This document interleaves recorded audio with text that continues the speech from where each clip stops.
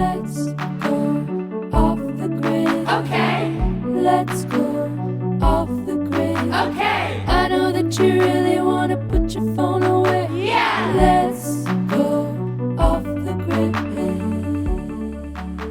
Hello, and welcome to Off the Grid, a podcast about sharing your work and making money online without selling your soul to the algorithms or the big tech companies that surveil us and make billions of dollars by selling our data to advertisers. I'm your host, Amelia Ruby, and on this show, I talk about a lot of things, but mostly how to run a creative, values-aligned business with radical generosity and energetic sovereignty. I share stories, strategies, and experiments from my past decade of making content and being self-employed on the internet. And I talk to a lot of really amazing guests who are finding their own ways down this path.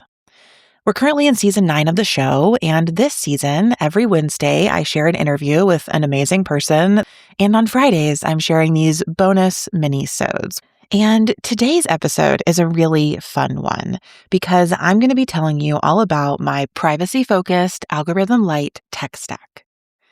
Now, if you're just getting to know me, it's probably helpful to hear that I started my journey stepping back and away from social media and big tech sometime back in 2020.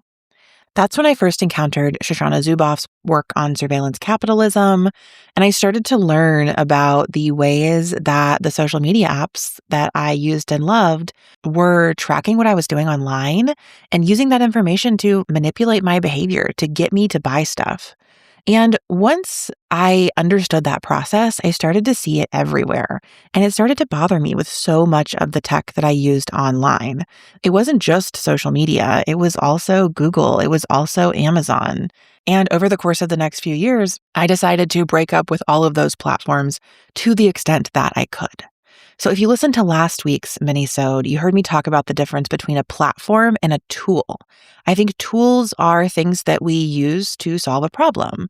So, if I need to send some emails and I need an email address, Gmail is a tool for me. Conversely, platforms are places we go to gather. And for business owners, they connect the business owner with the end user through the platform interface. So that'd be something more like Instagram. Instagram can solve a lot of problems, but there was no problem I had that made me go to Instagram. I went there because I wanted to see what other people were doing. I wanted to connect. I wanted to be in the place that everybody was hanging out, right? So when I started to interrogate Google, Meta, Amazon, I started to think about the difference between a tool and a platform. And for the things that actually were tools that I was using in my everyday life, I started to find swaps or alternate tools for those things. I first went through this process in 2021 when I left social media. At that point in time, I wrote a piece about how I was leaving Instagram, Google, and Amazon. And in that, I explained which tools I had been using and which alternates I was going to try out at the time. And that worked for a while.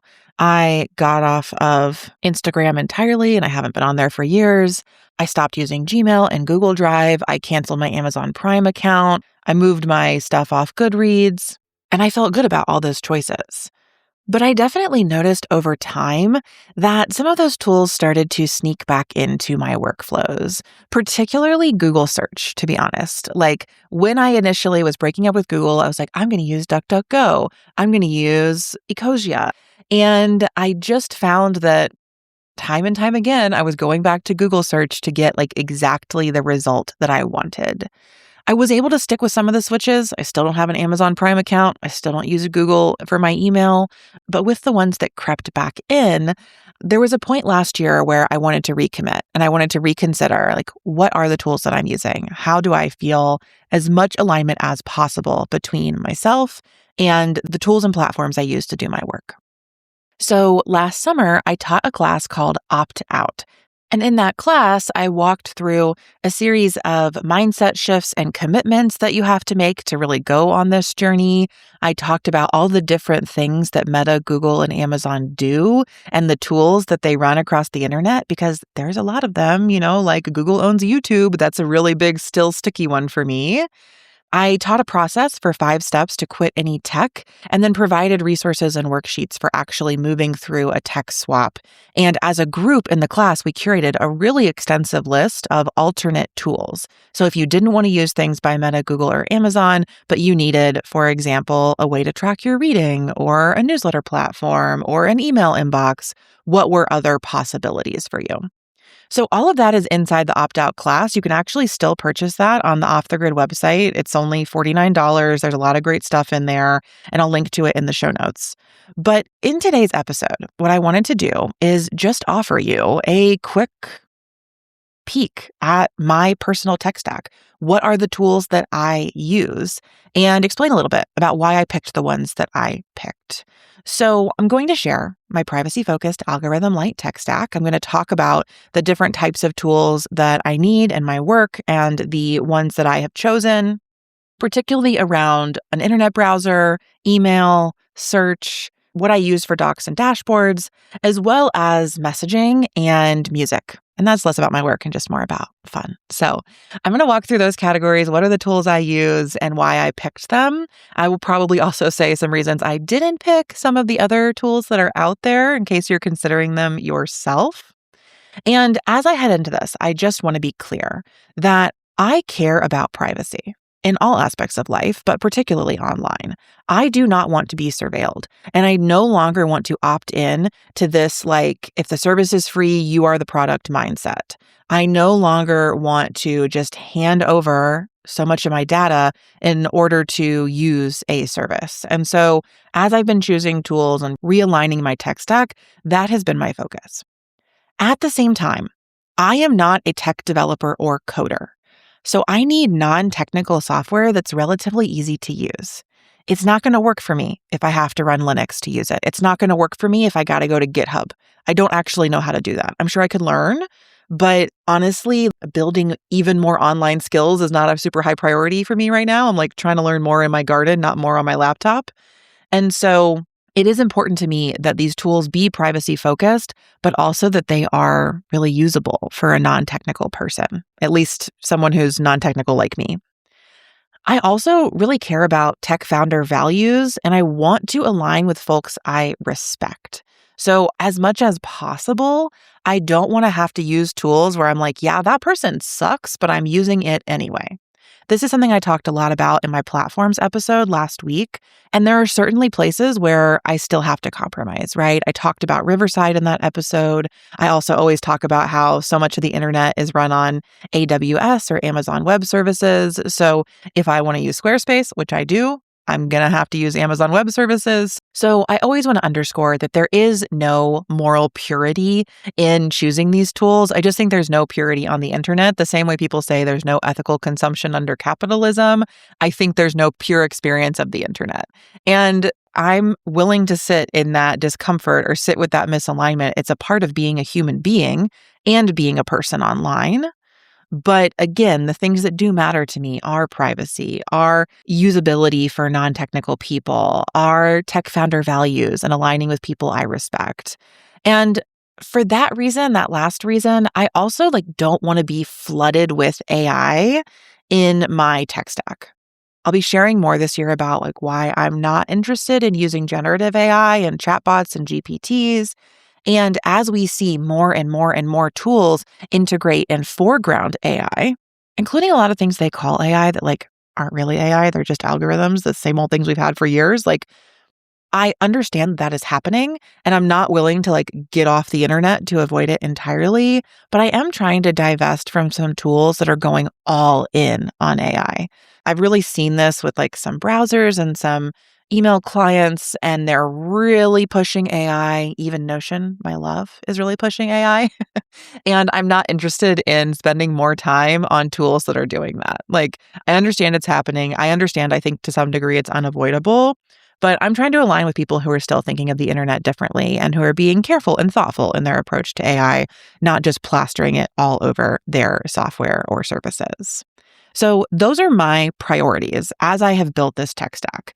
And I will say from the outset, again, Those are my priorities. You may have different priorities, desires, and needs. And this episode is just me sharing what I am using and what works for me. This is not a comprehensive list of like every possible option. So please don't come at me and be like, oh, you use this, but like, have you heard of this, and that? It's quite likely I might have.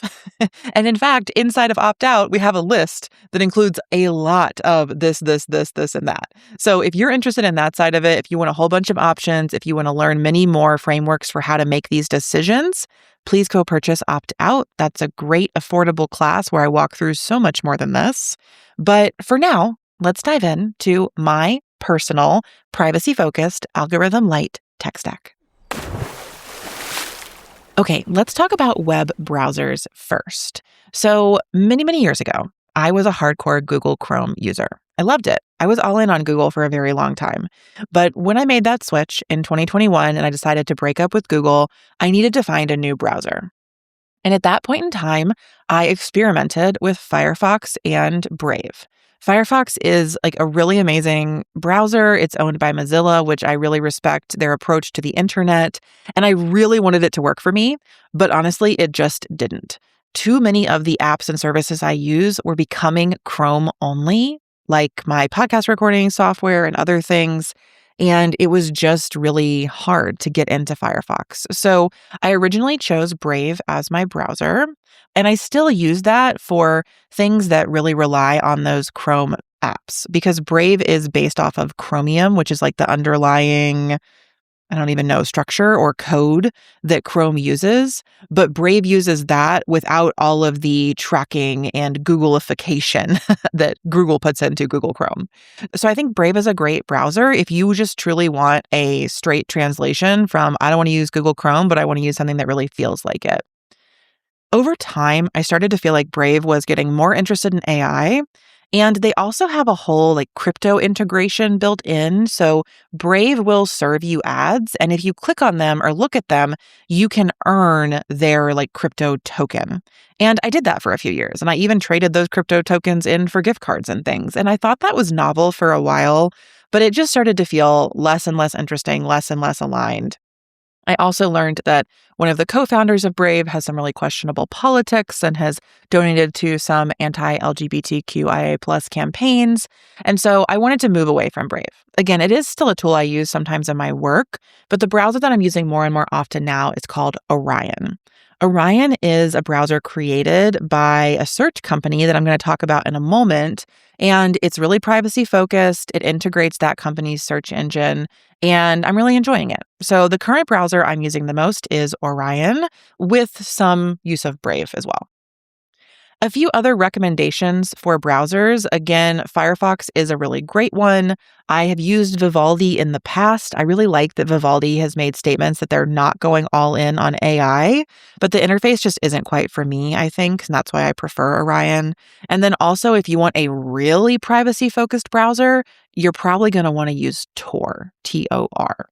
So that's my browser tech stack. I realized I told you I was just going to say what I'm using, not all the options. Then I just gave a ton of options. But I'm currently using Orion, and these others are ones you could consider for your own needs if you want to step away from Google Chrome or what's the Microsoft one? Microsoft Edge? I don't know. I'm a MacBook user, so I don't use any of the Microsoft stuff. Final note on browsers, when you are using a browser, I highly recommend also using a VPN. This will more thoroughly protect and hide your web traffic from anyone who may be surveilling like your internet company.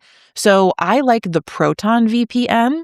And I think that it's really important to be thoughtful when you choose a VPN because the VPN is the company that is like masking to some degree your web browsing. And some VPN companies collect all that data and they keep it and they even monetize it for themselves. So when you're choosing a VPN, you really need to choose one that you trust to either be maintaining or just deleting your data. And that's why I like Proton because they are consistently the most privacy-focused company that I can find online, or one of the most. And so I always recommend their VPN. And I actually got it as part of my email plan. So I'll talk about email next. When I left Gmail, I needed another email client. I needed someone to give me an email address where I could send and receive emails. And so I chose Proton Mail. This has consistently been my favorite email client. I use it for all of my personal stuff and I love it. I even have an affiliate link for it in the show notes. So if you want to try out Proton Mail, please head to the show notes, grab my link. I highly, highly recommend it. I also use Zoho Mail. So this is not a privacy-focused company, but it is what I use for my work email because it's incredibly inexpensive. If you want to leave Gmail, if you're stuck in their like business suite and you're tired of spending so much money and getting all of the AI suggestions in there, you can have an email address on Zoho Mail with your website on it, like a personal email address, for less than $10 a year. It's so inexpensive. And that's why I picked it, because I wanted a basic email client that I could set up my Softer Sounds email with. Now I even have an off the grid email set up in there. And I will say that the thing I've had to do is get really good at using filters to move email into different places. There is no like promo folder or newsletter folder or thing that's automatically set up in Zoho, but I really like that. I don't want an algorithm deciding where my email goes. I want to be able to use filters to send things where I want. So my email clients of choice are Proton Mail, which I use for all of my personal email, and Zoho, which I use for my business. Again, it's not privacy focused, but it's very affordable. Up next, I want to talk about search. So I have spent a long time trying to find search engines. And as I said before, when I stopped using Google, I tried to move to DuckDuckGo. And at the end of the day, I just didn't think the results were good enough. And I ended up sliding back to Google. And I just use Google search for everything, even in my more privacy-focused browsers. But this year, I read Cory Doctorow's book, Enshittification. And in that book, he talked about a search engine that he pays to use. And I was so curious. I was so curious because he explained that this search engine was also largely built off of like Google's search database. Like they, I guess, pay Google to be able to use that as well as integrate others. So they're using the same architecture of the internet, or they're searching the same architecture of the internet. But when you pay $50 a year with this search engine, you don't see any ads. There's no AI pumped in. You can get AI results if you end your search in a question mark. So if you ask it a question, they'll give you an AI response. But if you don't use a question mark, they won't put AI in it. And I am obsessed. So this search engine is called Kagi, Kagi. I hope I'm pronouncing that correctly. Kagi. And I love it. I got myself an account. I use it. My partner uses it. And now that I'm in there and I'm experiencing search again with no ads, when I have randomly accidentally Googled something, I hate it. I'm like, this is so bad. There's so many ads pumped in. The AI results are horrible. Like, I cannot say enough that having that stripped out has been so great for me. So I will link to that search engine in the show notes, as well as an interview with the founder about why paying for search is worth it. I don't have an affiliate code or anything for this. I just want to highly, highly recommend that you consider trying out and using Kagi. All right, up next in my business tech stack is sort of the category of docs and dashboards. Like, where do I take notes? Where do I put databases? Like, how do I do my work day to day? And if you've listened to this podcast or been in my world at all, you probably know that I love Notion. Notion is where I built out the entirety of Softer Sounds. My whole business lives in there. And it has been really unfun, frustrating for me that Notion has gone all in on AI and has integrated it so much in their platform into the tool. But I learned last year that you can, if you have a Notion account, you can email them, reach out to their support team, and ask them to turn off AI in your account. And I finally did this in January of this year. I literally watched the AI icon disappear from my Notion at home. And I was like, this is amazing. So I use Notion and I love Notion. That said, Notion is not a privacy-focused tool. I think their terms and conditions are pretty straightforward. They don't train their stuff on your data unless you ask the AI to do that. They're not invested. They're not reading everything you do there. But I do think it's important to know that this is not a privacy-focused tool. And I don't use Notion for my personal life. I only use it for work. So I am okay with that trade-off. I'm okay with not having the most private tool for all the work stuff that I'm doing. I'm not tracking my cycle or my mood or anything like super personal in there. I don't have my financial information, at least personally, in there. I don't have any of my bank accounts in there or anything. So I'm okay with having a not so privacy focused tool for my work dashboards and docs. But if you'd like something like Notion that is more privacy focused, I would recommend Anytype. Anytype is private, end-to-end encrypted, and local, so it's stored on device. So if you want a sort of Notion alternate that is much more private or privacy focused, that's what I would recommend. And, honestly, I'm just using a lot more paper and planners and just like literally writing on the page again this year.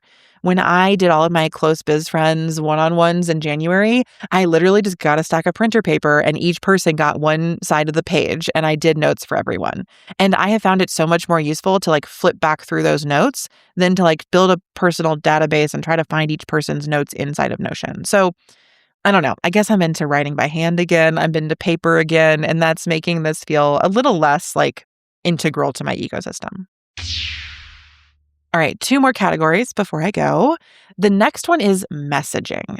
So if I could get you to do one thing from listening to this episode, which I can't get you to do anything, you get to make your own choices. But if I could get you to move all of your texting to Signal, I would consider that a huge win for all of our privacy. Signal is a privacy-focused messaging app, and they talk often about how the way it's privacy-focused is they don't store anything. So if they get subpoenaed, they have nothing to share because they are not storing your information. It is encrypted on device. They are not tracking you and they are not storing it so that they can never hand it over to police or government surveillance. I understand that a lot of us are just sending memes to our friends, but I think it's more and more important, especially as we see the rise of fascism or just the complete presence of fascism in the US, to be considering how we are talking to each other. Signal feels like any other texting app. You can truly use it like SMS or iMessage or anything, but it's fully encrypted. It also has stories. You can actually do video stories on Signal, so you can use it as your close friends list. If you're in the practice of like DMing people stuff and putting things on your story to tell your friends things, if you get everybody moved into Signal, then you can do that there. So I highly recommend Signal. Use it, get your friends to use it. And I want to say here, I do not think you should trust Telegram or WhatsApp. WhatsApp is literally owned by Meta, and there's been reporting this year that even though they claim it's encrypted, they still have access to your messages. So I don't trust them. Why would we trust Meta? We know better than to trust Meta. So if you want to use WhatsApp because you like it, cool, but I would not recommend trusting the privacy. Telegram has had similar issues. They are not privacy focused. So I just recommend everybody get on over to Signal. And I'm also going to link in the show notes an interview with Signal's, it's not founder, it's like president or something, Meredith Whitaker. She is amazing. She has really great thoughts about why Signal matters, concerns about AI, etc. So I'm going to link an interview with her from the 404 Media podcast in the show notes so that you can tune in and learn more about this tool for yourself. And then my last category here is music. So at the beginning of 2025, I decided that I wanted to stop using Spotify. I actually talked about this with my friend Taylor on our monthly podcast. And I went through the process of moving all my music listening over to Apple Music. And I did that for all of last year. But at the end of last year, I realized I was just tired of paying for a streaming service. And so I spent some time moving things over to Qobuz, which is spelled Kobuz. It pays the best of the streaming apps. It's got a great experience. The people who work there seem to really love music because the platform is very curated, like super thoughtfully. It does not feel like it's all algorithmically done, nor like they are pushing AI music at you. They definitely don't embrace AI music on the platform like Spotify does. So I do really like and highly recommend Qobuz. But for me at this point, I have mostly given up on streaming music and I'm just listening to things that I've bought on Bandcamp. I buy music from independent artists on Bandcamp. I have the app on my phone. I can download and stream things from there. And so I'm kind of just listening to like an album at a time. I'm doing much less of the like Spotify listening than I used to. I do still have a Spotify account because I need it for some client stuff, softer sounds, but that could change over the course of this year. And I may fully cancel that by 2027. So we'll see. And that's it, my friends. That was my privacy-focused Algorithm-Lite tech stack. To very briefly recap, the web browser I use is Orion. The email client I use is Proton Mail, but also Zoho for work. For search, I use Kagi. For dashboards and daily workflows, I use Notion. For messaging, I use Signal. And for music, I use Bandcamp. That's it. That is my personal privacy-focused Algorithm-Lite tech stack. Now, of course, there are some other tools that I use in my business. This is not all of them. I use Substack, but I'm moving to Ghost. I like to use Arena and sometimes Sublime to save and bookmark things. I currently use Dubsado for my invoicing, although I think I may step out of that tool at the end of this year. I just don't need all of its functionality. I like TidyCal for an inexpensive calendar tool. I use Tally for all of my forms and surveys. So there's, I guess, much more to the tech stack itself. But in this episode, I really wanted to focus on the things where I think privacy matters. And I'm locating that through the things where I think we're most surveilled, or in some instances like music, where people are just really concerned with what tool they're using right now. So I think that I don't want people surveilling what I'm searching on the internet, what's happening in my inbox, or the texts I'm sending to friends. That's why I think it's really important to focus our privacy on browser, search, email, messaging. The other pieces, docs and dashboards, music, those I would say are secondary level. That's where I go next. But if you can get your browser, email, search, and messaging more tightened up, more privacy focused, you will be doing a lot to remove surveillance and behavioral manipulation from your internet experience. So I hope this episode was helpful. If you want more support, please go sign up for the opt-out class. That's where I'll walk you through everything. And if you take that class, you can also, there's a form to reach out to me about other tech swaps if you want more support finding something else for you. So thank you so much for tuning in to this episode of Off the Grid. Thank you so much for supporting the show. I will be back next week with another amazing interview. And until then, I will see you off the grid and on the internet. I kinda hate social media, feeds on my brain like a bacteria. If you read my Wikipedia, it'll say I kinda hate social media. Post a picture of myself, sacrifice my mental health, use your product, time to sell. I would rather go to hell. Do you like this? Leave a comment. Can you share this? Will you wear this? Do you like this? Leave a comment. Can you share this? Will you wear this?